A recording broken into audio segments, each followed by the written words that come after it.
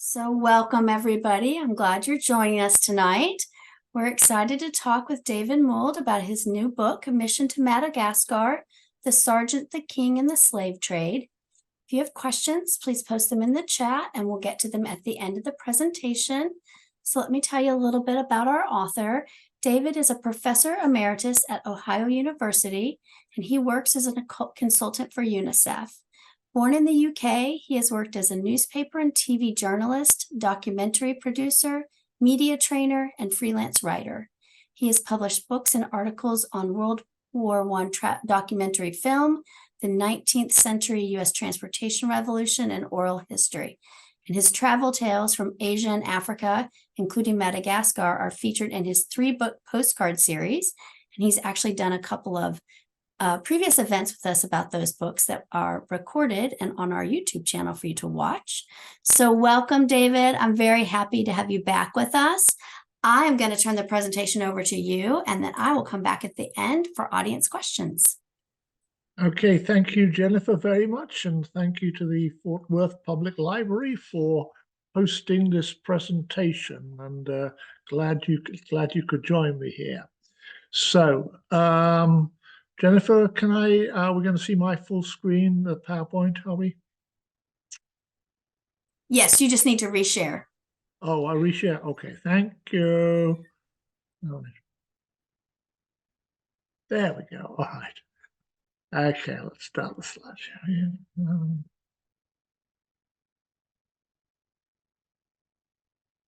Okay. Well, the guy who's rather nattily dressed on this opening slide is the kind of hero of our story. His name is James Hastie. When this portrait was painted in 1823 on the island of Mauritius in the Southwest Indian Ocean, Hastie would have been 36 years old.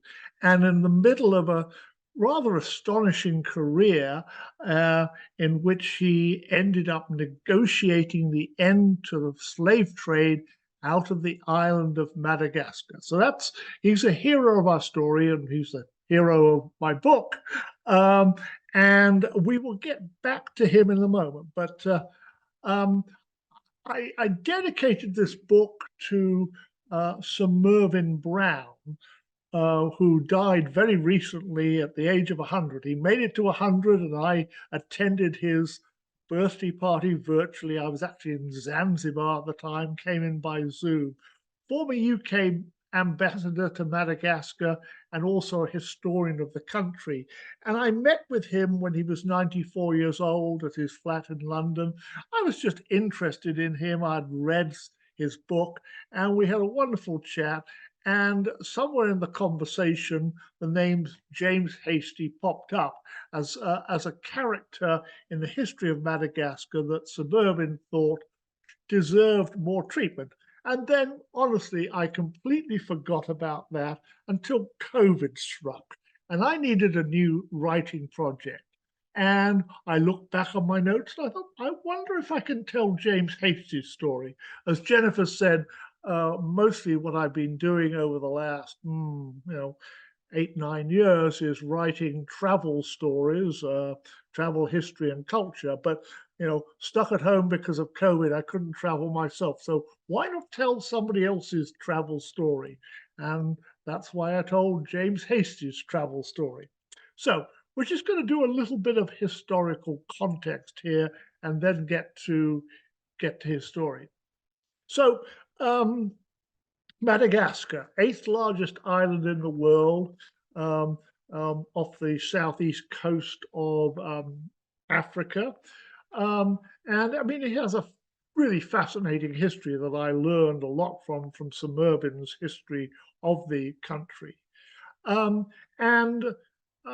colonial powers, the English, the French, the Portuguese, the Spanish, the Dutch, had all made attempts to not colonize Madagascar, but from the 17th century on, established trading posts. Madagascar is strategically situated in the Indian Ocean. It's on the route from the Cape of Good Hope in the south of Africa through to India. So there was a lot of trade going on there. And so European powers tried to establish trading posts, but they were not well received, let me put it this way, by the clans who occupied various parts of Madagascar. I mean, basically, Madagascar at that time in the 17th and 18th centuries was populated by large extended families or clans who were constantly fighting each other and stealing cattle and taking captives who they sold as slaves. And they were hostile to the Europeans, and most of the trading settlements that were established were pretty short-lived. They were either massacred or they were decimated by malaria, which is rampant along the coast. The only group that was relatively successful at settling were pirates, who used a base off the northeast coast of Madagascar, a place called Ile Saint-Marie, for raids. So they raided ships traveling to India and traveling back from India around the Cape of Good Hope. They also went north to the Arabian Peninsula, where there are pilgrims coming from India for the Hajj in Mecca, and raided those ships. So the pirates had a fine time, and they intermarried with the local population. But then eventually, the British came along and sent them packing off to the Caribbean. So not much success in European settlement. We're going to focus on a group called the Overs or Mariners.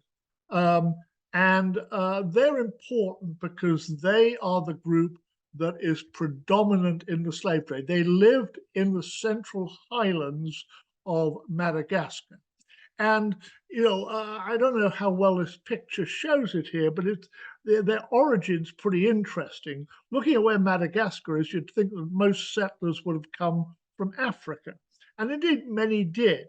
But the Over or the Mariner are in fact originally, or their ancestors are from what today is the Malay archipelago, right across the other side of the Indian Ocean, what today is Indonesia. And nobody quite knows how they got to Madagascar. They certainly didn't take a straight shot across the Indian Ocean. They wouldn't have lived through that one. But probably over a period of many decades, they worked their way around the rim of the Indian Ocean, ending up in Madagascar. And I've visited Madagascar quite a few times. I mean, they look Asian in appearance, in terms of their hair and their skin color. I mean, you could be in Jakarta or you could be in Kuala Lumpur looking at the people there. So ethnically very different from the people who settled on the coast. So let's talk a little bit about the slave trade here. I mean, in the United States, our focus has always been on the transatlantic slave trade, understandably so. To North America, to the Caribbean, and to South America. But the Indian Ocean slave trade is in fact a much older trade, from at least the 2nd century AD, and it continued actually longer than the transatlantic slave trade. So slaves were sold around the Indian Ocean, mostly coming from mainland East Africa. Just as in the Caribbean, in the British colonies there were plantation economies in the Indian Ocean. We're going to focus on the island of Mauritius and the island of Bourbon, but Zanzibar as well. It's difficult to figure out what the volume of the trade was, because the historical records for the Indian Ocean slave trade are really kind of patchy there. Nothing compared with the more detailed records as historians have for the transatlantic slave trade. And you see the early traffic ranging from 3,000 to 20,000. Nobody really knows because the records are quite inadequate. this map, I think, from a really excellent atlas of the slave trade, kind of shows all of the different routes that slaves were taken on. A lot were taken to Zanzibar. Look at Tanzania there. In the center, the islands off there is the island of Zanzibar. I actually visited there recently and saw the site of the old slave market. And slaves were taken, north to the Arabian Peninsula. They were taken to the Indian subcontinent, also to Mauritius and Réunion. Réunion is the newer name for a French colony called Bourbon, and also for Madagascar. So you can see there's a lot of sort of complex routes for the slave trade around the Indian Ocean. But as I say, it was established since for hundreds of years and lasted longer than the transatlantic slave trade. So let's focus a little bit here on what's happening in Madagascar. And so a couple of things are going on here. Slaves are taken in Madagascar and exported directly to the islands of Mauritius and Bourbon.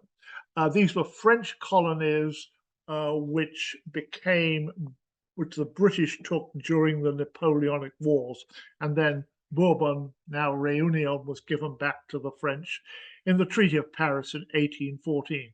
So there were slaves who were taken as war captives in these wars between the clans in Madagascar and sent on ships to Mauritius and Bourbon, to the plantations there. There were also slaves that were shipped across the Mozambique Channel to this port called Majunga in the northwest, which was controlled by Arab slave traders. And from there, they were either sent across the island and on to Mauritius and Bourbon, or they were sent north to Zanzibar, the major slave market on the east coast, and then on to slave markets in Arabia and India. The Seychelles are kind of interesting here. I mean, this is sort of one of these little oddities here.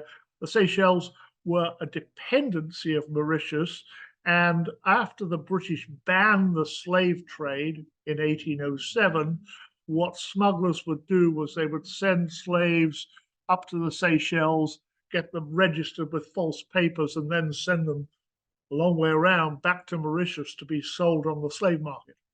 On the right, you have a map of Mauritius. This is the French name Ile-de-France.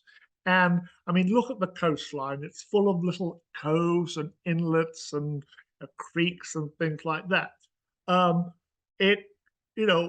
the British banned the slave trade to their colonies, it was still very possible to smuggle slaves in. There was no way that the authorities could keep a watch on all these little harbors and inlets. So let's talk about the Merina Kingdom. It's going to be a test on this name later. This is the king who, in the late 18th century, united all of the Merina clans in the Central Highlands. And don't be intimidated by his name. This is a little bit like one of those, 18th and 19th century European monarch's title, Duke of this, Marquis of that, Earl of that, Protector of that. So basically, all of the lands that he conquered got added to his name.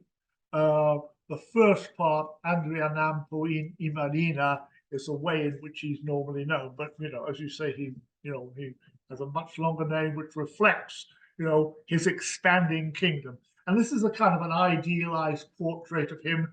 He's dressed in a traditional silk calamba, and he's holding a spear, representative of traditional culture. So here's how the slave trade functioned in his kingdom and that of his son, Radama, who will enter the story very soon. This was an agricultural economy, but a subsistence agricultural economy. And the noble caste and the military commanders depended on the sale of war captives for their income. And so French slave traders were operating at the court. When Andrianampoin y Marina dies in 1810. Reportedly, his last words, at least according to a French historian, was, "The sea shall be the border of my rice fields." He wants to expand the kingdom.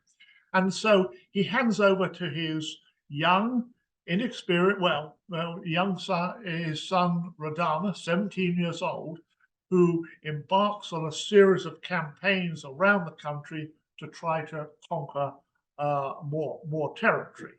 Some of the campaigns being quite disastrous in terms of losses. And this is how Radama is pictured. I use these two portraits here to sort of indicate his kind of complexity here. On the left, I mean, he's, looks like this patriarchal figure, a great, father of the people. He's dressed in a traditional silk lamba. He looks benevolent and things like that. This is by a missionary historian called William Ellis.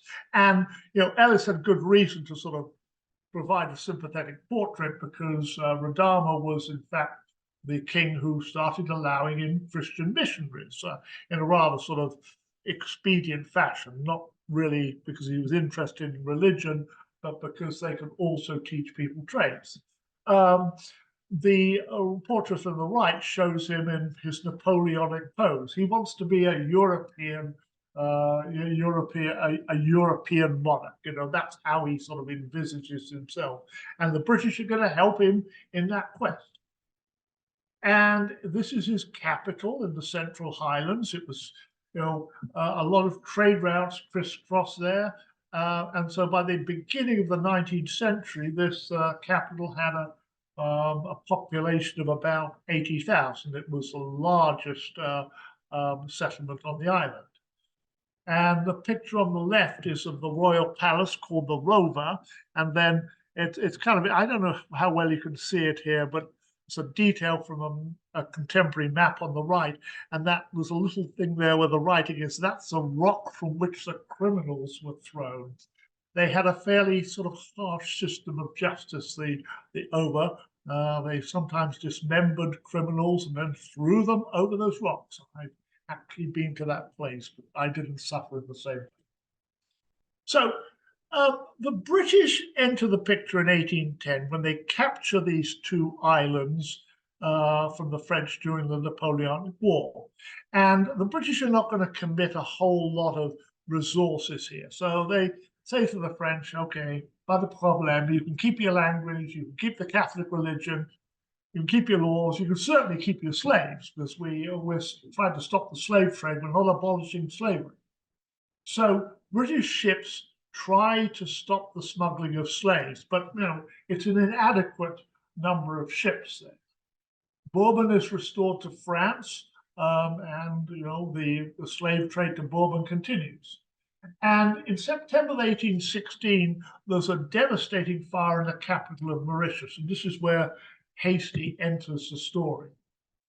So Mauritius is important because of its strategic location on the sea routes to India. This is the governor, the new governor, or first governor, Robert Townsend Farquhar. And, he's under pressure from London to stop the slave trade, but he doesn't have the ships to patrol that area of the Indian Ocean and stop the slaves. At the same time, the French plantation owners want to have more slaves because demand for the products of the plantation economy is rising.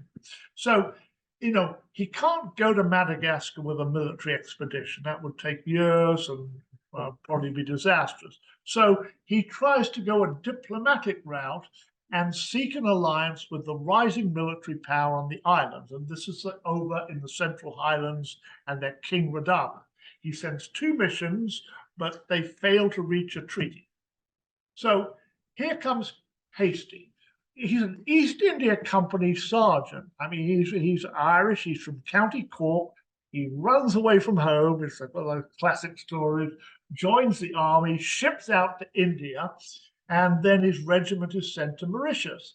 And during this fire in September 1816, he comes to the governor's attention by climbing onto the roof of the government house, and with buckets and extinguishing the fire. And so, he's appointed as tutor to two of the king's younger brothers who were in Mauritius for education. And then he's named assistant for a third mission to Radama's court to try to broker a treaty to end the slave trade in July 1817.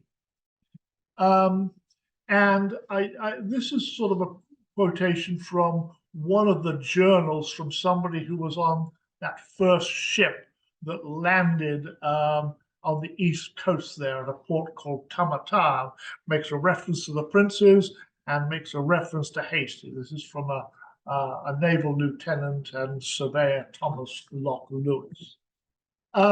So what happens here is that the person who's supposed to lead the expedition, Thomas Pye, falls ill with malaria. He has to return to Mauritius. He can't travel. So Hasty then, with gifts for the king, including horses, and, a few gadgets like a chiming clock and the globe of the world, sets off on a long and very hazardous journey with porters. He travels south across this area called the Pangolin, which is a series of coastal lagoons. It's pretty perilous. They're traveling in canoes there, and then up through the tropical rainforest and eventually to Tananarive, the capital there. This is July and August, which is supposed to be a good season for travel, but it's raining almost all the time. The paths are treacherous. They're passing through a conflict zone because the clans have been fighting along the coast. So it's about a 30-day journey, and somehow Hasty makes it. And let's remember, this is a 30-year-old East India Company sergeant. He has no diplomatic training. He really doesn't have much status at all, and so he's ended up almost by accident or fortune in this position where he, a 30-year-old non-commissioned officer, is the official British envoy to the port of Radam. So, as I said, it was a hazardous trip. They've got to go through the foothills and the tropical rainforest. Hasty is under orders from the governor, Governor Farquhar, to record everything that he sees. He's going to take notes on landscape, vegetation, weather, crops, the population, and things like that. And fortunately, he's relatively well educated. He's from a Quaker family, and he does leave school at 15. But he's pretty literate, and he knows a bit about agriculture, and he knows a bit about medicine. He knows one of those typical early 19th century people who knew, Thomas Franklin, who knows a bit about everything. And he's very systematic in his journals, which makes his journals very, very important because they provide the most comprehensive traveler's account of Madagascar in this period. And he's traveling with porters called Manmeet, and he complains about them a little bit in his journal there. But he's also passing through a region where, which has been decimated by clan warfare, villages burned, very little food around.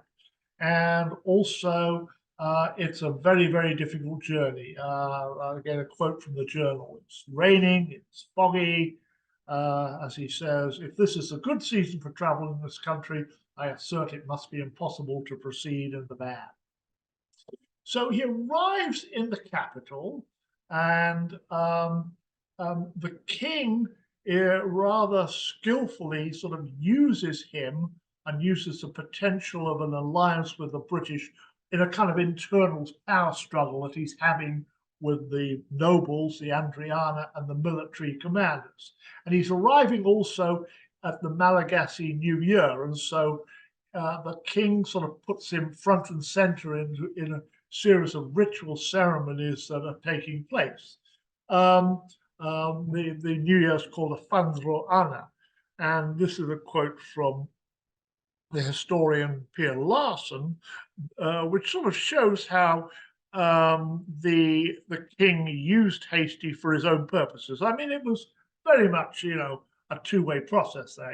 Hasty needed to build a relationship with the king, so he kind of willingly went along with all of the shows that took place there. And Hasty continued to make very, very detailed notes on everything he saw. And so this is just an example, a description of house construction. So, I mean, he went and measured everything. He'd be in a village overnight staying at a chief's house, and he'd go and, make notes and measurements on the construction of the house. So again, he's under instructions to collect every piece of information he can about everything. And so the journals are an extremely important source of information for Madagascar at that time. So he's in a difficult diplomatic negotiation here. Radama's sort of playing him. The king's advisors, so-called the Namana, are playing him as well. They benefit directly from the slave trade. They are taking captives and they're selling them to European slave traders who are then exporting them to Mauritius and Bourbon. So Hasty has to come up with a deal. I mean, Radama benefits as well because he taxes the export of slaves. So every time you export a slave, you pay a tax on it. So and he says to Hasty, he says, well, if I stop the slave trade, then my royal treasury is going to suffer. So Hasty comes up with a deal basically to provide Radama with muskets and gunpowder and supplies, and also training for his army from the British. So that's the kind of deal that is done in the end. It's signed in October 1817. The export of slaves is banned, but nothing is said about the internal slave trade. The slave markets in Madagascar continue, and the British have nothing to say and nothing to do about that. The internal domestic slave trade is not harmed at all. And indeed, Hasty in his negotiations makes arguments that, look what you can do with the slaves. You can have them build roads, you can improve commerce, do this, do that. So everything seems to be going okay until the governor, Farquhar, leaves for England on leave. Hasty goes back, again with more gifts for Radama. He actually arrives in the middle of a smallpox epidemic. He gets some cowpox vaccine, begins vaccinations. But the person who's taken over from Farquhar as governor of Mauritius does not trust what's going on there. He reneges on the treaty. Hasty's fired as the British agent, and the slave trade resumes. So it's really only been halted for, indeed, less than a year. And it's not until 1820 when Farquhar returns to Mauritius and the treaty, there's attempts to revive the treaty. So Farquhar sends Hasty back to Madagascar with more gifts for the king, but this time it's a pretty challenging assignment because the king and the nobles feel that the British have reneged on the treaty. They promised all of this. They promised guns. They promised muskets, gunpowder, uniforms, all things like that. No, they didn't supply it. So Hasty has to arrive with more gifts. And this, I just, use this quote from the first page of his 1820 journal to sort of show kind of what he was traveling with. So lots of interesting gifts for the king and for nobles as well. I want to point out cloth, blue cloth and white cloth. That was the main medium of exchange at that time, not just in Madagascar, but all around the Indian Ocean. So when Hasty stopped at a village with his porters, the Marmite, he would pay for lodging, he would pay for food with pieces of cloth. There were Spanish silver dollars as well, but cloth was the main medium of exchange, especially outside outside the towns. And he's also traveling with the Reverend Jones. This is the first missionary to come into Madagascar. So they arrive in the port of Tamatave, and I just use a couple of sort of quotes here about, you know, this is going to be a difficult mission here. He's arriving with a missionary, but the British have reneged on the treaty. Why should the king, why should anybody trust the British again? And so, again, he has some more horses. The king does like horses. He's bringing horses as well. And then he has a little adventure here where the slaves who were sent with the horses to serve as grooms are afraid of the animals. And he has to actually rescue those horses at the cost of 5 pieces of patna. And that was fairly expensive. Patna was a kind of a high-grade European print of a really valued cloth commodity. So he gets to Tananarive with a missionary, and understandably, he has trouble convincing Radama and his ministers that the British are going to renew this treaty. And Radama tells Hasty, his people have a new proverb. When somebody's really deceived you, they call them false as the English. So a new deal has to be cooked up here. And what Radama really wants is he wants to develop the economy, and he wants to have training for people in various industrial trades. He wants artisans. He also curiously wants a military band. But anyway, there are a series of additional articles to the treaty. And in fact, there is a group that goes to England, accompanied by Radama's prime minister, to learn trades. So this is really when the whole equation changes. And so Radama issues a proclamation. He bans the slave trade again. And what's happened here is that the slave traders have arrived in Madagascar, and they're carrying cloth. As I said, cloth is the main medium of exchange. They're buying slaves with cloth and exporting them. So when the slave trade stops or is banned, then suddenly, they're stuck with a lot of cloth inventory on their hands that they can't move. The price goes down. They're forced to unload it, and they're in credit. They're in hock to merchants back in Mauritius and Bourbon. So, but the slave trade continues in some areas of the island outside Radama's control, including that place I showed you on an earlier map, this port of Majunga, controlled by the Arabs in the northwest. The London Missionary Society, as part of this deal, starts sending missionary artisans. They translate the Bible into Malagasy, but they also teach blacksmithing and carpentry and building and all of that. Hasty makes a couple of other interesting expeditions. This is with a man called Rafaralari, who's one of Radama's ministers. Radama wants to open trading settlements on the coast to expand the economy, and so they do an expedition to the southeast coast. I don't think Rafaralari traveled that way. So they go all the way down to a place which today is called Mananjari. They really don't find any suitable spot there, but I mean, it shows the way in which Radama was trying to expand the economy. And Hasty also accompanies Radama on his military expeditions. So what's happening here? This is an expedition in 1823 to the northeast coast up to the Cape of the Bay of Antonguille. And basically what happens is the army goes first and kind of roughs up the locals a bit.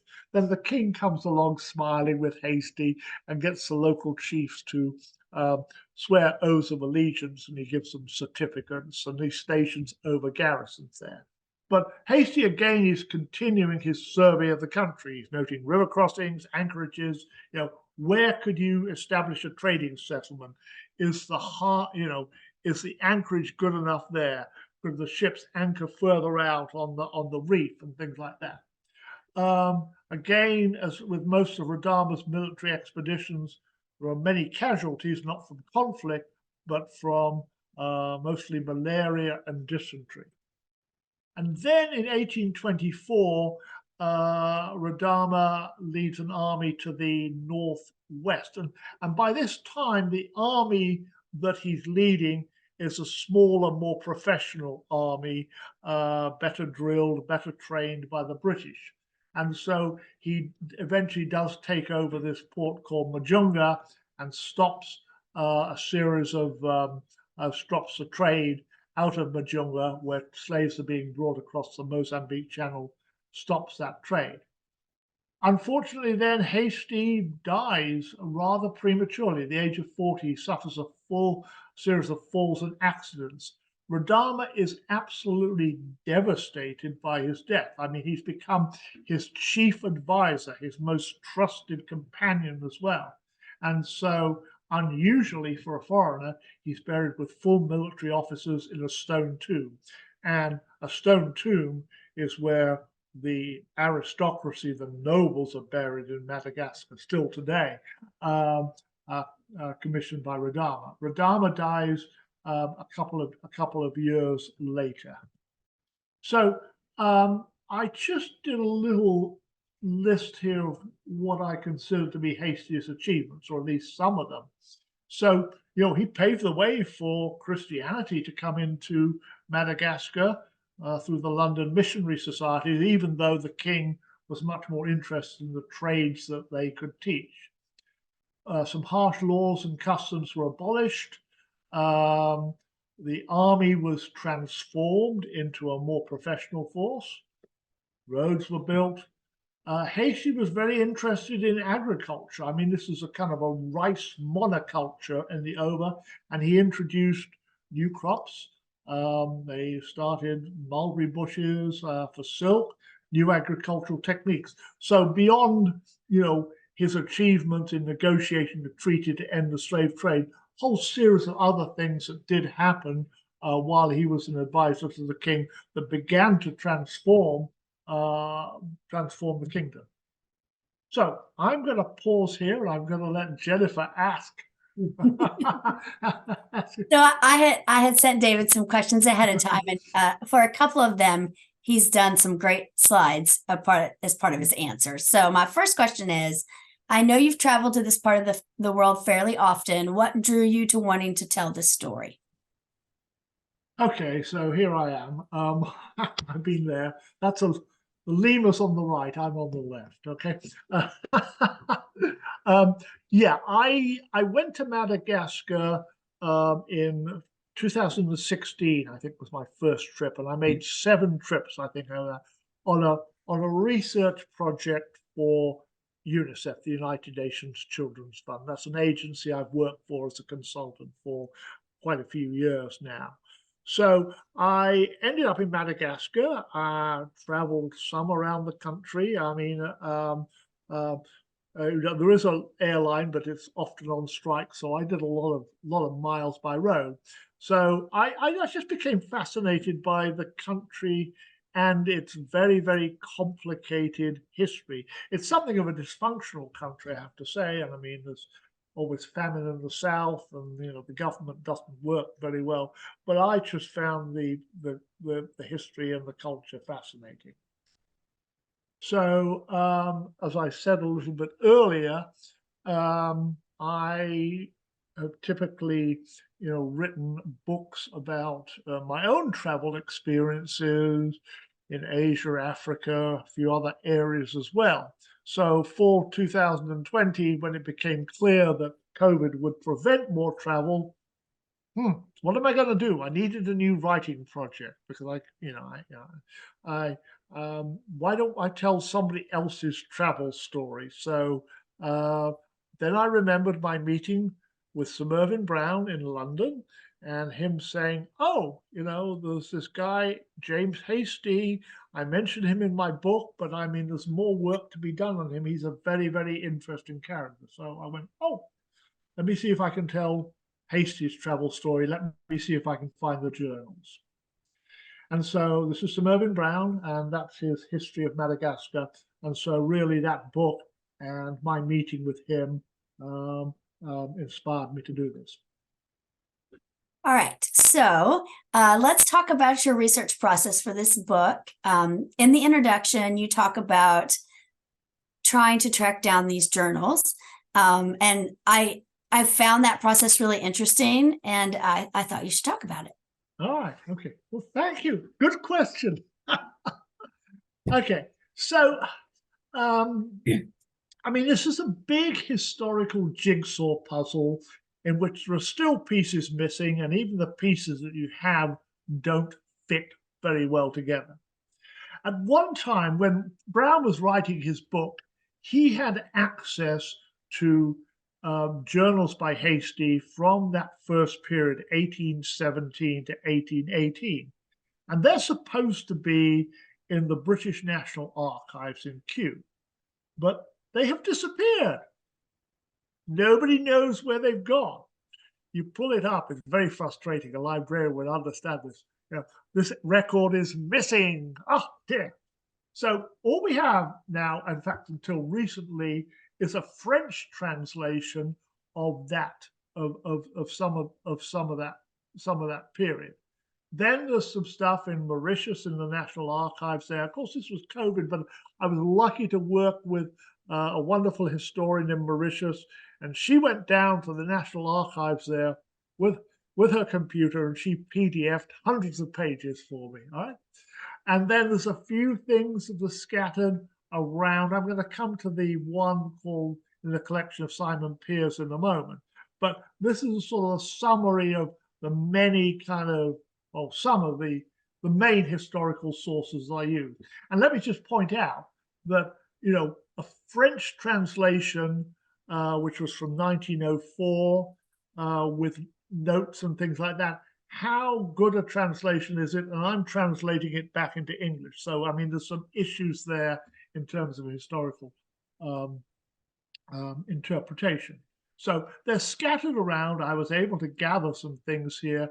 Some of these are copies of journals. For example, the ones in Cleveland, I was very excited. Oh, Cleveland Public Library, that's only 5 hours from me. I can go on there.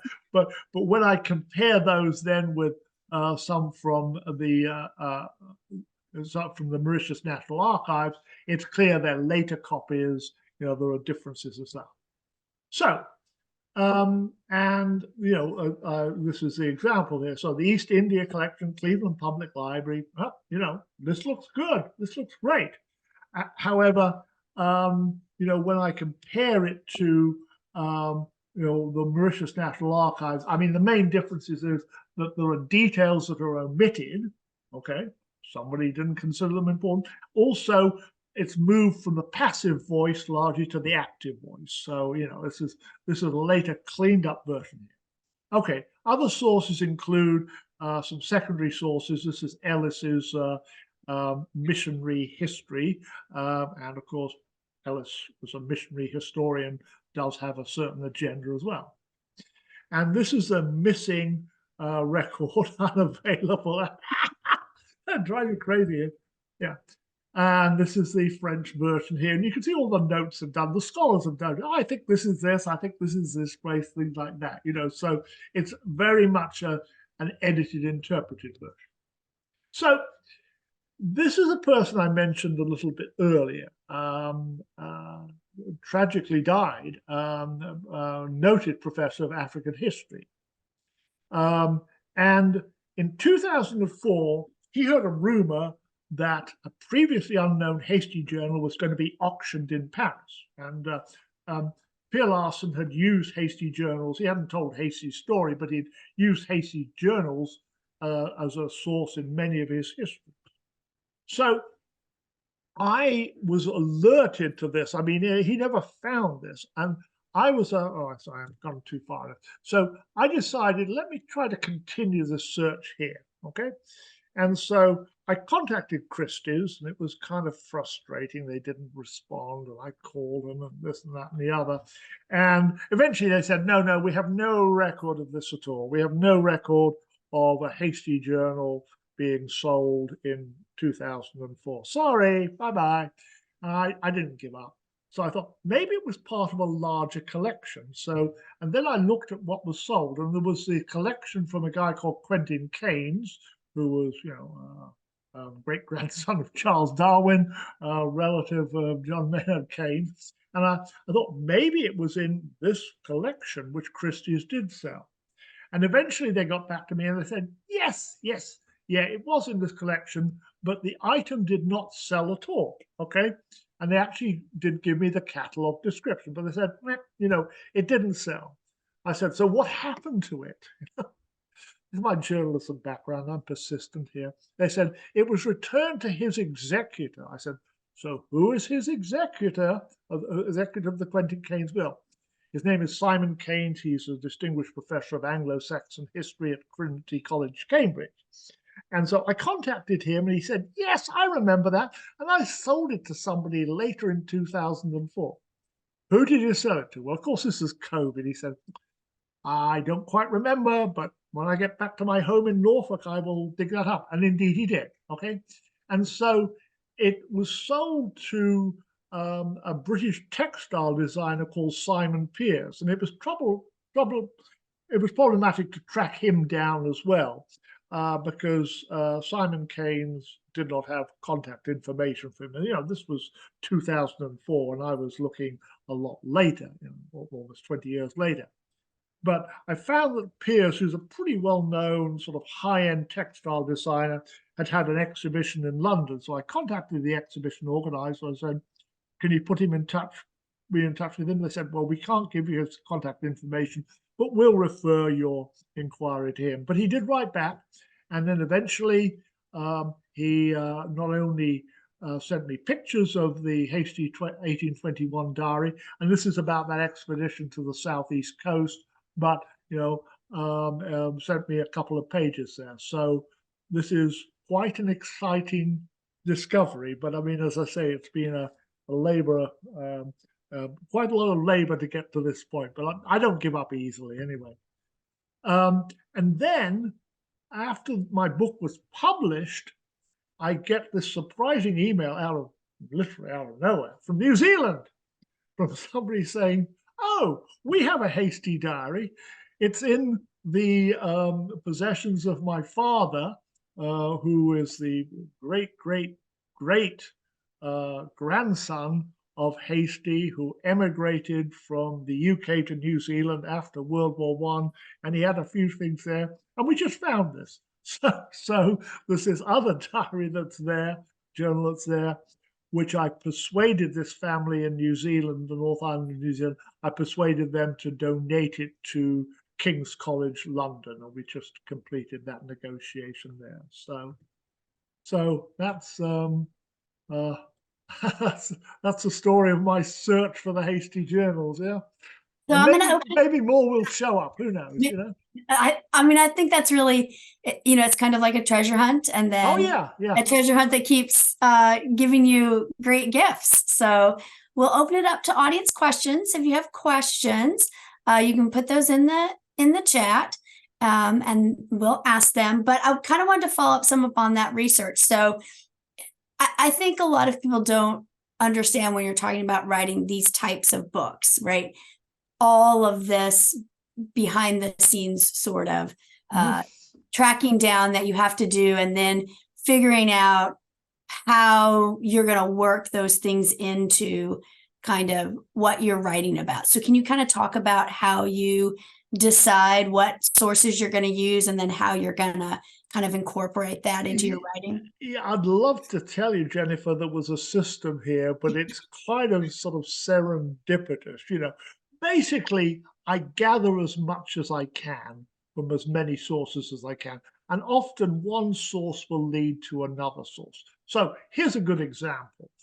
I found out that there was one Hasty journal in the collection of King's College London, the foil collection, the King's College London Library. And so I contacted them again during COVID and said, would you be able to PDF this for me and send it to me? And they said, yeah. And they said, but by the way, there's another journal in our collection that might be of interest to you. This is the journal of Thomas Locke Lewis. I've never heard of Thomas Locke Lewis.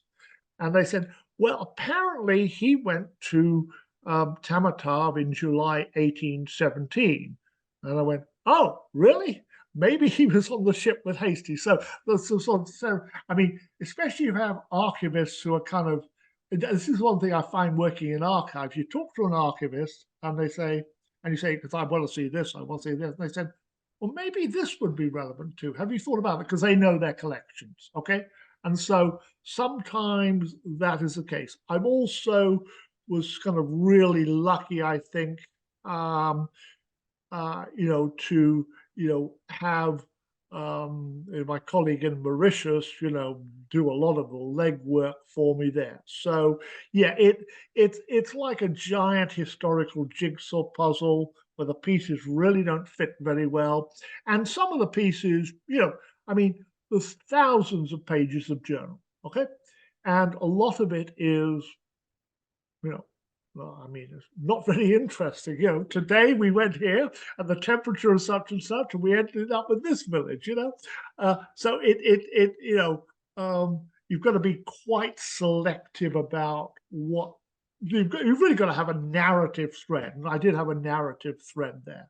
I mean, there's probably another book to write about Hasty and agriculture or something like that. I don't know. Maybe I'm probably not going to write it, but I mean, I really had to focus on the slave trade and how the British enabled Radama to expand his kingdom. So, yeah, so it is a somewhat serendipitous process. You've also got to be very well organized and keep good files, both paper and electronic, to sort things out. But then you start seeing connections when you have all of this stuff. You start seeing connections that are maybe not apparent when you start reading through stuff. And I think it's interesting that you use that word, the British enabled him to expand his kingdom.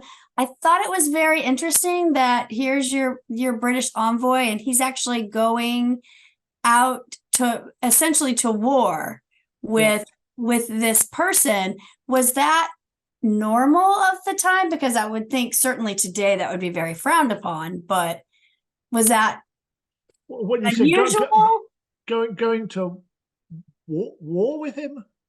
Well, I mean, he was really just riding along with him, but Oh yeah, yes, I don't know. I'm not a diplomat. I think diplomats use all of it. I mean, basically, this was a reasonably well-educated person put into a completely new situation, a completely new culture, who was using his street smarts, if I could put it that way. Okay, he had no diplomatic training. He had no status at all. Interesting enough, when the treaty was signed, Hasty didn't have the status to sign anything or participate in the blood brotherhood ceremonies that seal the treaties or anything like that.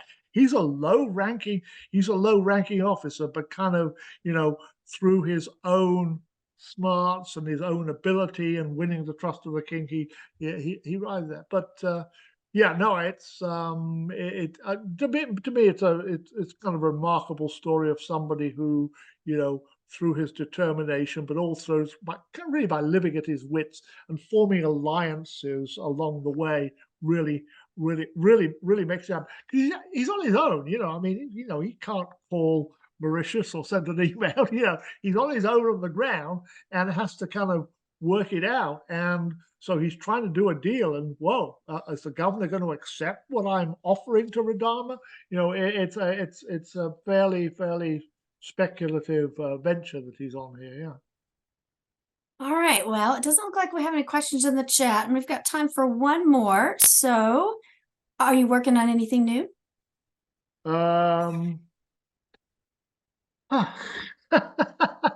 Yeah, I've kind of gotten interested in 19th century travelers' tales. Okay, so if I do another project like this, the person I'm interested in, his name is Captain Arthur Connolly, and he was one of those sort of crazy British army officers in India in the 19th century when Britain was facing off against Russia in Central Asia in the so-called Great Game, competing for, who dresses up in kind of traditional dress and poses as a merchant, and he ends up in a place called Bukhara in what today is Uzbekistan, trying to rescue another British envoy who's been sent there to try to build an alliance. And they're both beheaded in the square in Bukhara. So Connolly's interesting. I mean, he has other travels before that, but interesting. I mean, he's kind of on a Christian mission as well, to sort of evangelize as well as a military mission, and those two things come together. But he's also the person who coined the term "the Great Game" that historians have used to describe the rivalry between British India and Russia over the Central Asia area. And that's of interest to me because I've lived in Central Asia and traveled to all of those places and stuff like that. So if I have time and can get back to the UK, I'll go dig up Connolly's letters and journals and things like that. We'll see. We'll see how that goes. Right? Well, sounds really fascinating. So I want to thank you for your time tonight. We appreciate you coming back, and I hope everybody who joined us learned some interesting facts. You can, of course, check out David's book from the library and some of his other books as well. But also, if you'd like to purchase a copy of the book for today, the Dock Bookshop, our local here independent in Fort Worth, has them available. I do think you have to do just an order for them, but this is their contact information. And so thank you, David, and thank you to our audience, and have a wonderful evening. Thank you so much. Everybody stay warm. Yes.